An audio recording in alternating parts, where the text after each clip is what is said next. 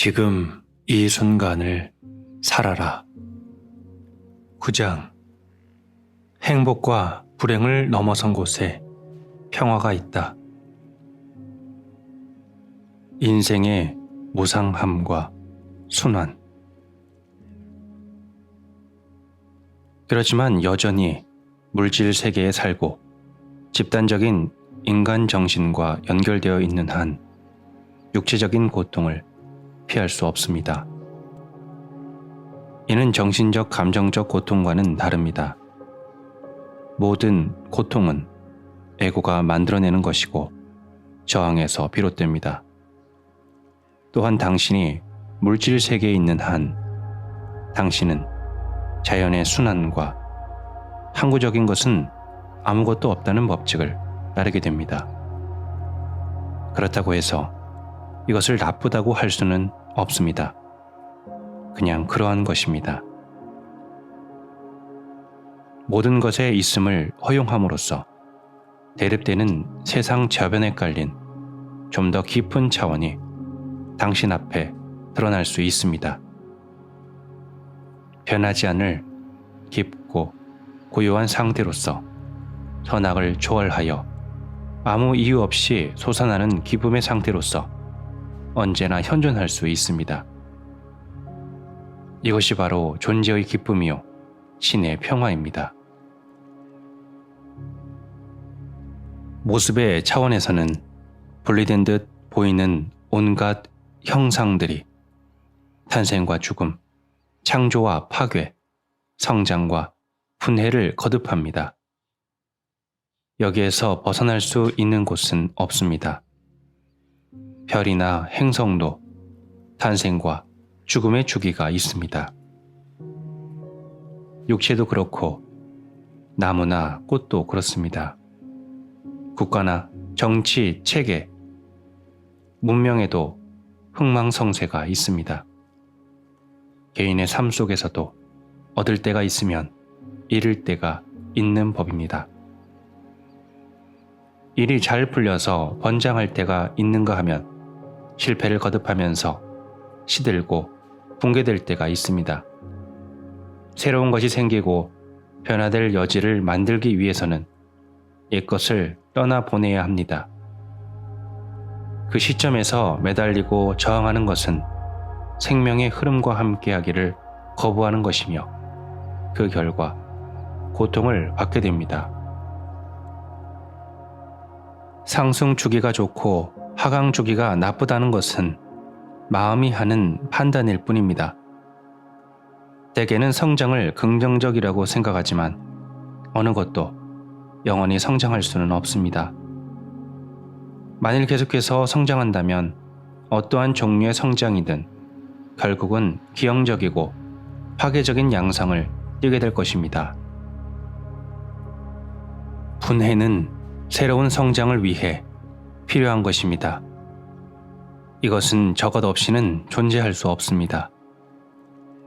영적인 깨달음을 위해서는 반드시 하강 주기가 필요합니다. 실패를 하고 깊은 상실감이나 고통을 경험해야만 영적 차원으로 들어갈 수 있습니다. 성공이 공허하고 무의미해져서 실패로 변할 수도 있습니다. 실패는 모든 성공 안에 숨어 있으며 모든 실패 안에는 성공이 숨어 있습니다. 눈에 보이는 모습의 차원에서 이 세상을 바라보면 모든 사람이 언젠가는 실패하고 모든 성취는 결국 헛된 것이 됩니다. 모든 형상은 영원하지 않습니다. 그럼에도 당신은 세상을 적극적으로 즐기면서 새로운 형태와 환경을 만들고 창조할 수 있습니다. 하지만 거기에 동화되지는 마십시오. 당신의 자의식을 거기에서 구할 필요는 없습니다. 그런 것들은 당신의 생명이 아니라 삶의 상황에 불과합니다. 당신의 육체 에너지 또한 상승하고 하강하는 주기에 지배를 받습니다. 항상 최고점에 있을 수는 없습니다. 에너지가 높을 때가 있으면 낮을 때도 있습니다. 매우 적극적이고 창조적인 시기가 있는 반면 모든 것이 제자리 걸음인 것 같고 어디에서 무슨 일을 해도 아무 소득이 없을 때가 있습니다. 그런 주기는 몇 시간에서 몇 년까지 지속될 수도 있습니다. 큰 주기가 있고 그 주기 안에 작은 주기가 있습니다. 질병은 침체된 에너지 주기에 저항해서 싸울 때 생기는 경우가 많습니다. 그러나 재생산을 위해서는 침체기가 절대 필요합니다. 마음과 동화되어 있는 한 당신은 불가피하게도 성공과 같은 외부 요인으로부터 자존심과 정체성을 차리려는 경향을 보일 것입니다. 그러면 침체기를 인정하고 있는 그대로를 허락하기가 어렵고 불가능해집니다. 그래서 당신을 구성하는 조직의 지성이 자기 방어 수단으로 당신을 멈추게 해 재생산할 수 있는 기회를 주기 위해 질병을 만드는 것입니다. 우리의 주기는 만물의 무성함과 밀접한 관련이 있습니다. 부다는 그 점을 강조해서 가르쳤습니다. 모든 조건은 매우 불안정하며 언제나 유동적이다.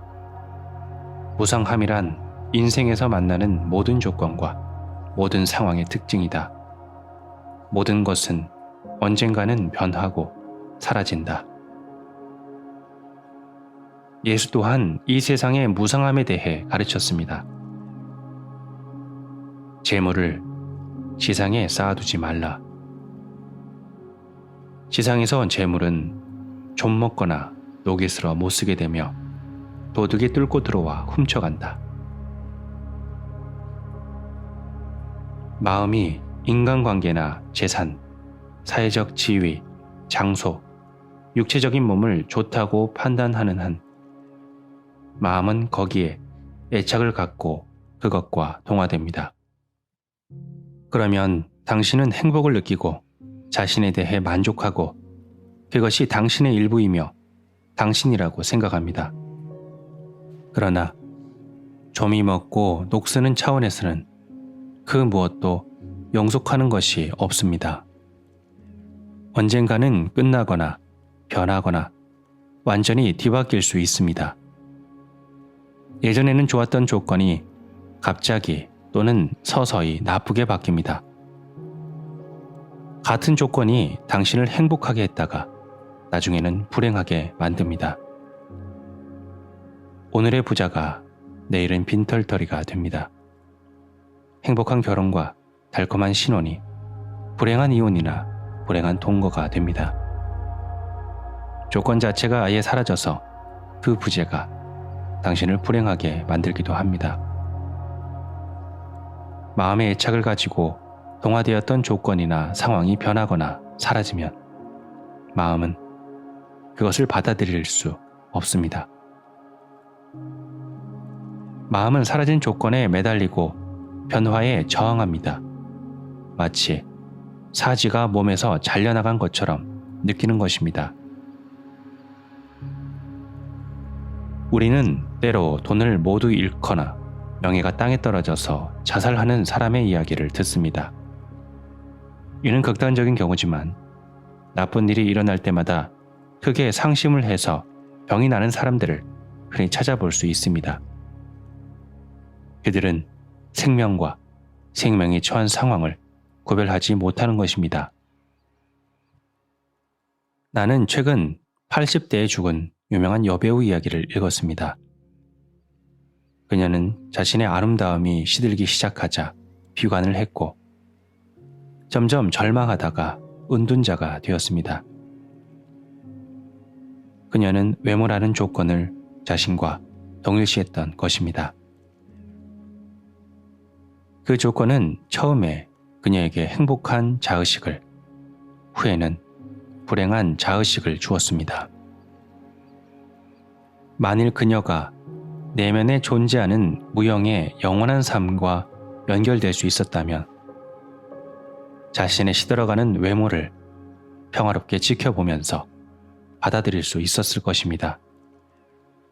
더 나아가서는 나이를 초월한 그녀의 진정한 본질이 투명하게 드러나면서 외모 또한 점점 더 빛을 발할 수도 있었을 것입니다.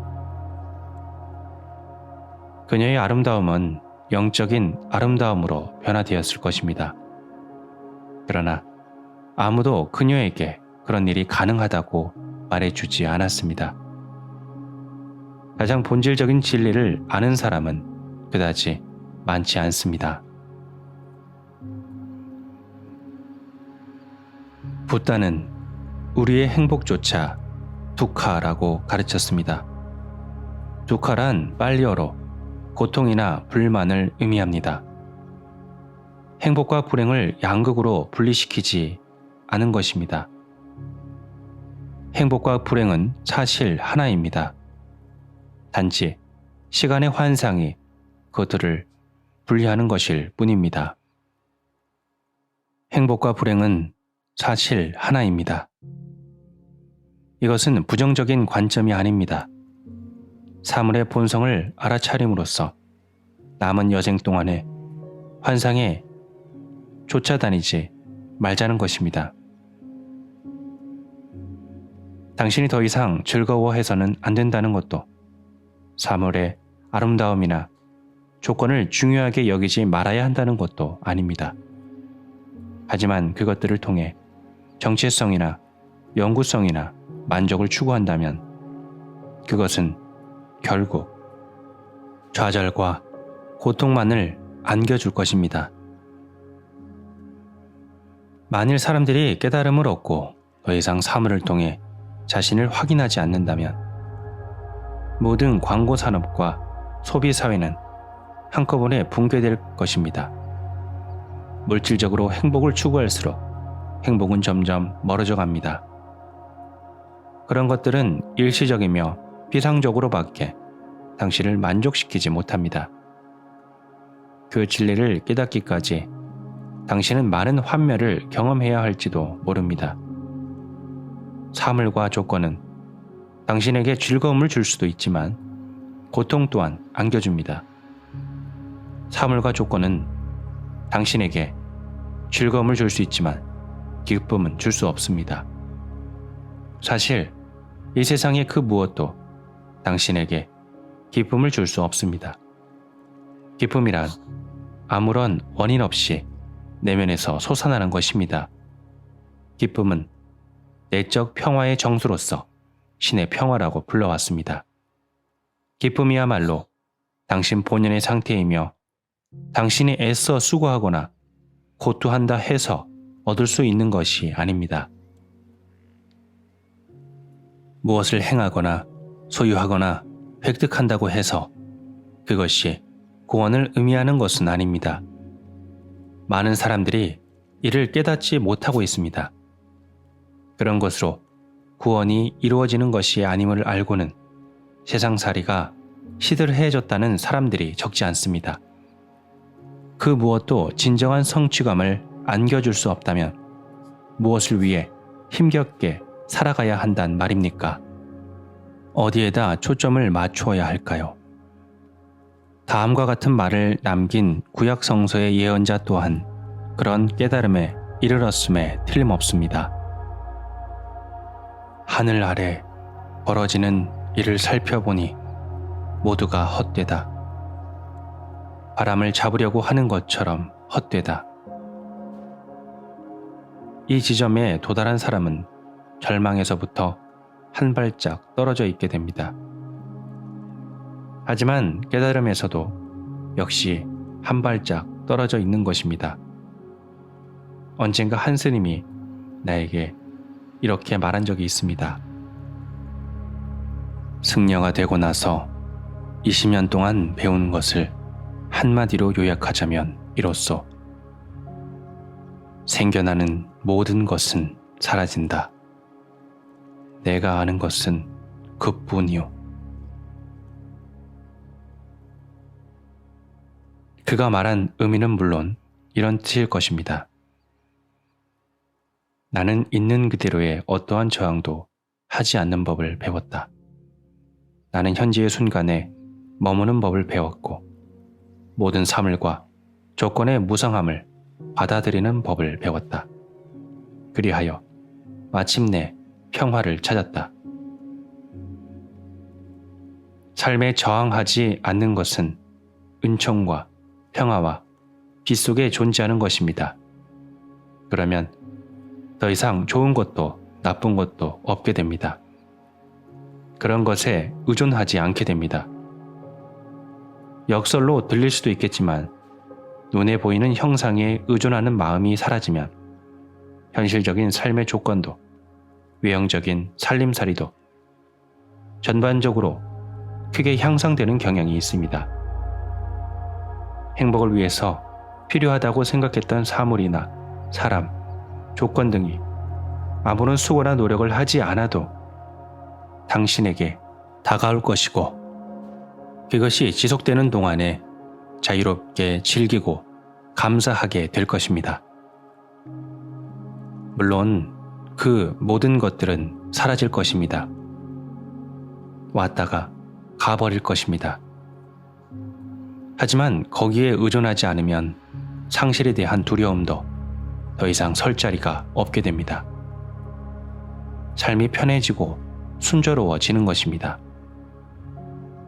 1차적인 원인에 근거한 행복은 결코 깊지 않습니다. 당신이 아무런 저항 없는 상태 속에 들어감에 따라 내면에서 선명하게 느끼는 평화와 존재의 기쁨에 비하면 희미한 그림자에 지나지 않습니다.